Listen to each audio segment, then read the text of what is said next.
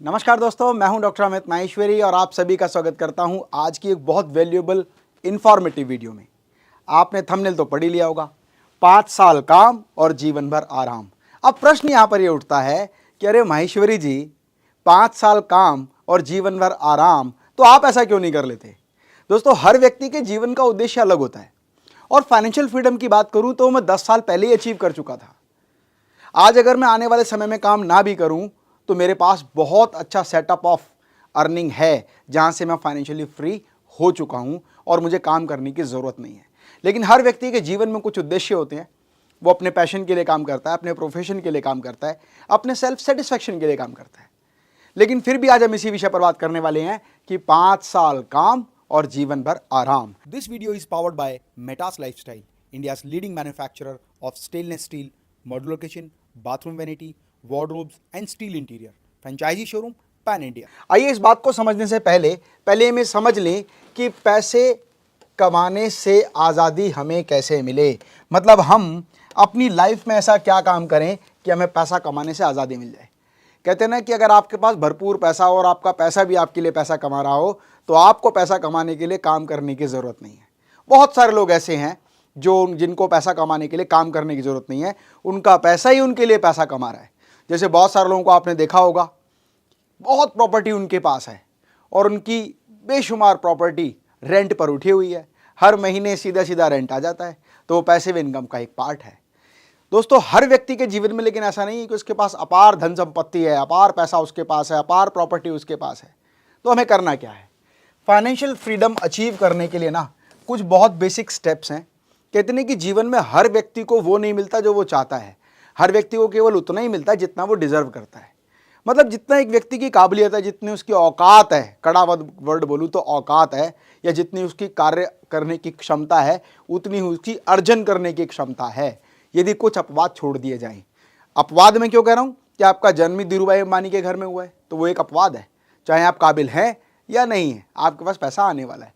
या आपने एक ऐसे परिवार में जन्म लिया है जिसकी करोड़ों की संपत्ति पहले से ही है, लेकिन हर व्यक्ति के साथ ऐसा संभव नहीं है। तो फाइनेंशियल फ्रीडम पाने का रास्ता क्या है, तरीका क्या है? एक मेहनती व्यक्ति, एक व्यक्ति जो सेल्फ मेड बनना चाहता है, उसके लिए फाइनेंशियल फ्रीडम का रास्ता क्या है? Number 1, work hard. वो कहते हैं ना कि work hard, work hard, work hard, work hard. अब वर्क हार्ड की डेफिनेशन क्या है? कि कड़ी मेहनत करो। दोस्तों ध्यान रखिए, एक मजदूर भी कड़ी मेहनत करता है, तो क्या उसकी सफलता के चांसेस बहुत अधिक हैं? नहीं। वर्क हार्ड का मतलब है कि आप कड़ी मेहनत के साथ साथ निरंतर अपनी काबिलियत में इजाफा करो, नई नई चीज़ों को सीखो, समझो, उससे कैसे पैसा कमाया सकता है इस पर विचार करो। Work hard and earn money. ऐसा काम करो जिससे आपको पैसा कमे, और जितना ज़्यादा पैसा कमाने पर आप फोकस करेंगे उतना आसानी से आपकी अर्निंग बढ़ना शुरू हो जाएगी। लेकिन अर्निंग बढ़ाने के लिए तक आप लर्निंग नहीं करेंगे, आपकी अर्निंग बढ़ने वाली नहीं है। Try to find out the different ways to earn more money. Fine. उसके बाद सेव मनी। बहुत सारे लोगों को देखा है कि जैसे उनकी आय बढ़ना शुरू होती है ना, तो वो आय बढ़ने के साथ साथ अपने खर्चे भी बढ़ा लेता है। थोड़ी सी इनकम बढ़ी नहीं कि बाइक ईएमआई पर ले ली, थोड़ी सी इनकम बढ़ी नहीं कि एप्पल आईफोन ईएमआई पर ले लिया, और इनकम बढ़ी नहीं कि और खर्चे करना शुरू कर दिए, लाइफस्टाइल चेंज करना शुरू कर दिया। हाँ, जीवन की ये ज़रूरत है कि हमें अपना लाइफस्टाइल चेंज करना है, लेकिन हमें यह भी देखना है कि कैसे हम अपने भविष्य को बेहतर बना सकते हैं। अपनी लाइफ को सिक्योर करने के बाद आप अगर अपनी महत्वाकांक्षाओं को पूरा करते हैं तो ये बिल्कुल भी गलत नहीं है। लेकिन अर्निंग से ज़्यादा आप लाइबिलिटीज़ लेकर अपनी महत्वाकांक्षाओं को पूरा करते हैं तो समझ लीजिए आपका भविष्य खतरे में है। उसके आगे भविष्य में उसका कुछ भी हो सकता है। उसके बाद मनी कमाना जितना इंपॉर्टेंट है उतना ही इंपॉर्टेंट मनी सेव करना है, लेकिन उससे कहीं ज़्यादा इंपॉर्टेंट है सेव्ड मनी को इन्वेस्ट करना। इसीलिए स्टार्ट इन्वेस्टिंग, निवेश करना शुरू करें। दोस्तों आपने देखा होगा बहुत सारे वीडियोस में लोग कहते हैं निवेश करें, निवेश करें। अरे समस्या ये है कि निवेश तो करें पर कहाँ? आज इसी विषय पर हम बात करेंगे कि कहाँ निवेश करें, है ना। अब उसके लिए करना क्या है? How to start investing. शुरू कैसे करें? सबसे पहले अपनी इनकम का 10 से 20% हर महीने बचत ज़रूर करें। अपनी इनकम से 20%, 10%, 15%, 30%, 40%, जितनी आपकी कैपेबिलिटी है। जब लोगों की आय अधिक होती है तो वो ज़्यादा सेविंग कर सकते हैं, लेकिन जहाँ पर आय बहुत कम है तो बेसिक ज़रूरतों को पूरा करने में ही बहुत ज़्यादा पैसा खर्च हो जाता है। फिर भी 10 से 20% कोई भी व्यक्ति आसानी से सेव कर सकता है। सेव करने के बाद अपना एक ओपन करें डीमैट अकाउंट। डीमैट अकाउंट करने के बाद एसआईपी शुरू करें, सिस्टमेटिक इन्वेस्टमेंट प्लान। फाइन, आप डीमैट अकाउंट जिस भी ऑर्गेनाइजेशन में खोलें, जिस भी कंपनी में खोलें, जैसे एंजल ब्रोकिंग है, आईसीआईसी का है, एचडीएफसी का, जैसे बहुत सारे डीमैट अकाउंट हैं। ये कोई प्रमोशनल वीडियो नहीं है जिसमें मैं आपको बताऊं कि कहाँ डीमैट अकाउंट खोलो, अकाउंट खोलने के लिए डिस्क्रिप्शन बॉक्स में जाकर लिंक पर क्लिक करो। ये कोई प्रमोशनल वीडियो नहीं है। डीमैट अकाउंट खोलें जहाँ भी आपको लगता है जस्टिफाइड अकाउंट है, यहाँ पर मैं अच्छे से इस अकाउंट को मैनेज कर सकता हूँ। कोशिश करें अपने बैंक में ही अपना डीमैट अकाउंट खोलें। फाइन, उसके बाद स्टार्ट एसआईपी, जो भी आपने सेविंग की है। एग्जाम्पल के रूप में मान लेते हैं अगर आपकी केवल 10,000 रुपये सैलरी है तो 2,000 रुपये महीना बचाएं। हर महीने 2,000 कंसिस्टेंसी से आप सिस्टमेटिक इन्वेस्टमेंट प्लान के थ्रू इन्वेस्ट करना शुरू करें। फाइन, उसके बाद know the power of compound interest. लोगों को लगता है ना यार 2,000 रुपये महीना बचाने से क्या होगा, 5,000 बचाने से क्या होगा, 10,000 बचाने से क्या होगा, साल के 1,20,000 ही तो होंगे, इससे होगा क्या।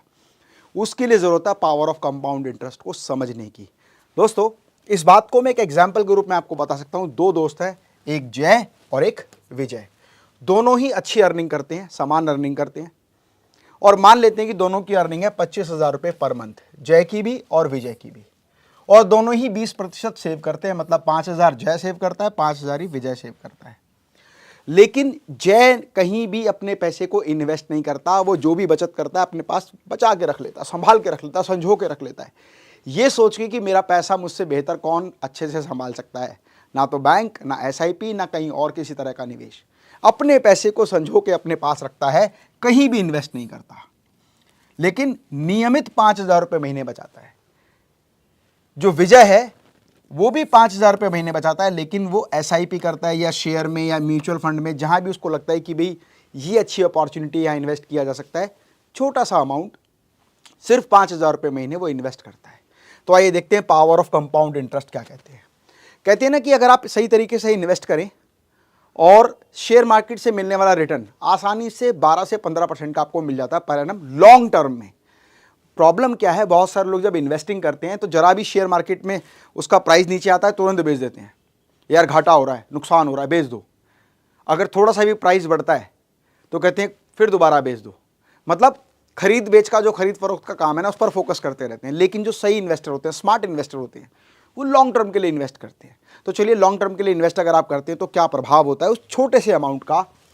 जय ने 5,000 रुपये महीना सेव करना शुरू किया केवल अपने पास, और विजय ने भी 5,000 रुपये महीना सेव करना शुरू किया, लेकिन साथ में उसको इन्वेस्ट कर देता था।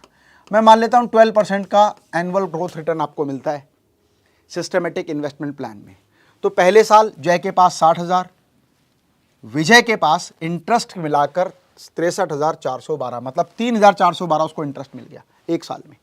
5,000 रुपये जब पहले महीने आपने जमा किया तो पहले महीने at the end of the year 12 महीने का ब्याज मिला।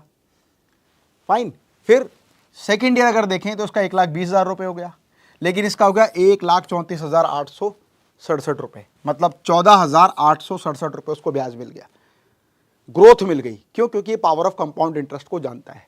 ठीक उस तरह से तीसरे साल 1,80 और यहाँ पर हो गया 2,15,384। इंटरेस्ट अमाउंट आप कैलकुलेट कर सकते हैं।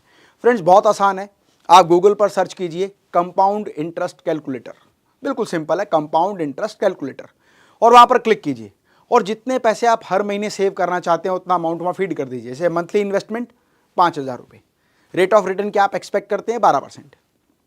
फाइन, तो आप चेक करेंगे कि मुझे 20 साल के लिए करना है, 15 के लिए करना है, 5 के लिए करना है, 10 के लिए करना है, 50 साल के लिए करना है, तो आपका पूरा चार्ट फ्लो वहाँ पर बन जाएगा कि इतने पैसे इन्वेस्ट करने पर कितना इंटरेस्ट मिलने वाला है, कितना आपका प्रिंसिपल अमाउंट होगा, और टोटल एक्यूमुलेटेड अमाउंट आपको कितने मिलने की संभावना है। फाइन, 5 साल बाद देखा गया तो इसके 3 लाख थे, इसके हो गए 4,08,348।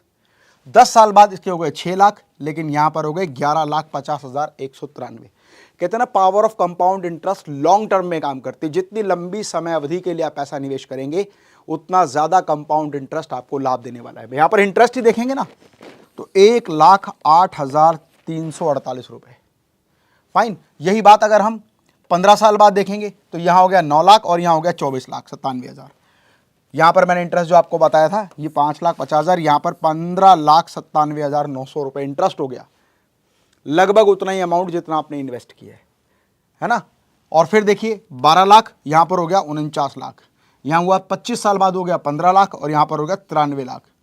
30 साल बाद 18 लाख और 1,74,00,000। कितना बड़ा डिफरेंस आता चला जाएगा।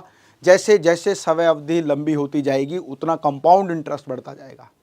अब प्रश्न ये उठता है कि बहुत सारे लोग अब बड़े बुद्धिजीवी लोग हैं, कहते हैं ना कि हम कुछ करें या ना करें लेकिन ज्ञान बहुत होता है हमारे अंदर। आप कमेंट्स में लिखना शुरू कर देंगे, सर आप इकोनॉमी की जो हर साल जो मतलब इकोनॉमी आगे बढ़ रही है उसकी वजह से इन्फ्लेशन गैप आ रहा है, आप उसने कैलकुलेट ही किया। आप इन्फ्लेशन गैप भी डाल लीजिए 5%, 7%, 8%। आप कैलकुलेटर में सब कुछ डाल सकते हैं। और दूसरी बात, अभी मैंने कहा था कि 5 साल के लिए निवेश करें, 5 साल काम करें और उसके बाद ज़िंदगी भर आराम करें। और मैं बात कर रहा हूँ 15 साल, 20 साल, 25 साल, 30 साल की।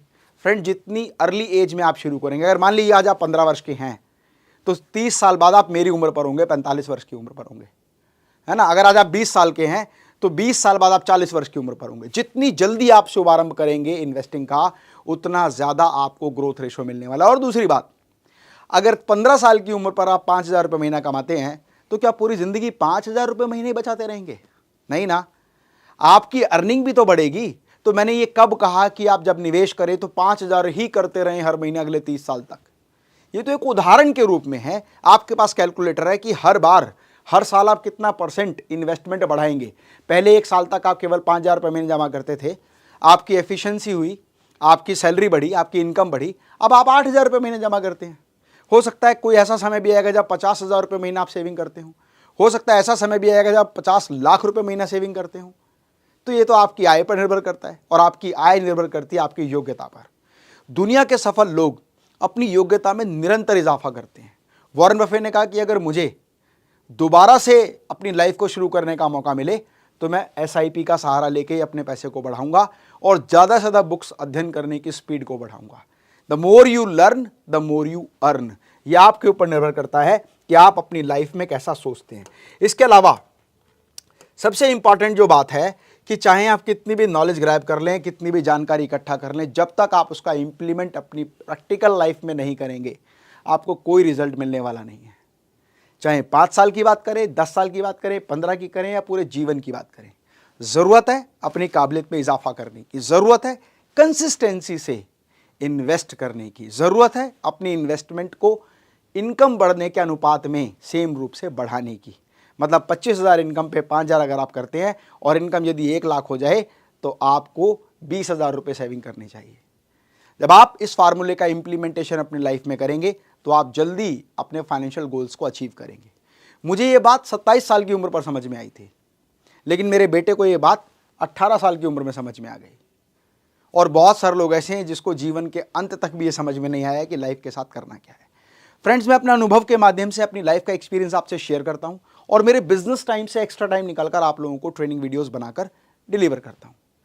यदि उसके बावजूद भी आपके मन में कोई प्रश्न है तो आपसे रिक्वेस्ट है कि वो प्रश्न आप कमेंट बॉक्स में लिखें, मेरी टीम उसको देखेगी और आने वाले वीडियोस में आपके सवाल का जवाब जरूर देंगे। कोई भी इंफॉर्मेटिव वीडियो मिस ना हो उसके लिए चैनल को सब्सक्राइब करें। स्वस्थ रहें, मस्त रहें। मैं डॉक्टर अमित माहेश्वरी आपके सुनहरे भविष्य की कामना करता हूं और ईश्वर से कामना करता हूं कि आप जल्दी फाइनेंशियली फ्री हों और अपनी ज़िंदगी को अपने हिसाब से जिएं। जय हिंद, जय भारत।